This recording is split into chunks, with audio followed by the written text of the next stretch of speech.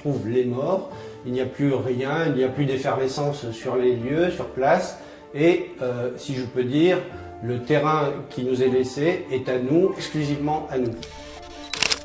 La première chose que nous faisons, c'est fixer les lieux par la photographie. La photographie sous diverses formes, de manière à avoir un panoramique à 360 degrés.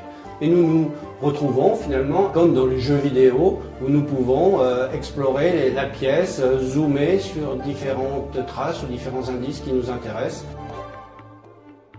Donc en fait, c'est simplement la mise en musique de toutes ces traces qu'on doit collecter qui permet de répondre aux questions que se posent les enquêteurs, qui, où, quoi, comment, sans jamais pouvoir répondre à pourquoi.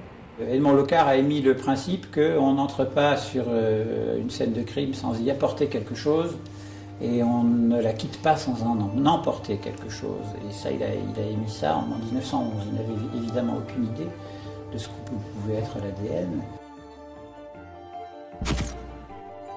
Le portrait parlé, le signalement descriptif, qui est une description quasiment mathématique de chaque organe du visage humain, à savoir les oreilles, la forme du front, du nez, du menton, des lèvres, etc.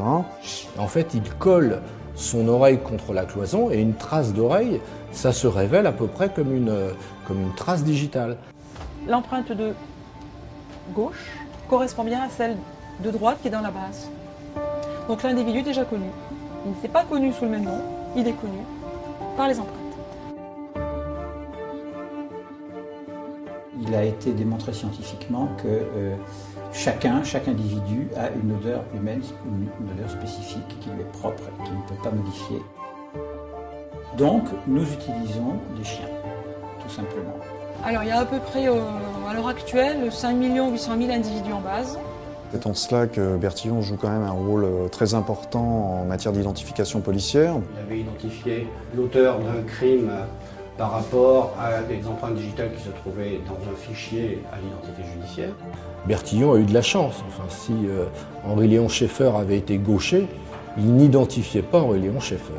Jusqu'où peut aller la police dans l'identification des personnes et où se situe l'équilibre entre les impératifs de sécurité auxquels renvoie le fichage et puis la nécessité de préserver en démocratie la vie privée et certains droits, certaines libertés considérées comme fondamentales.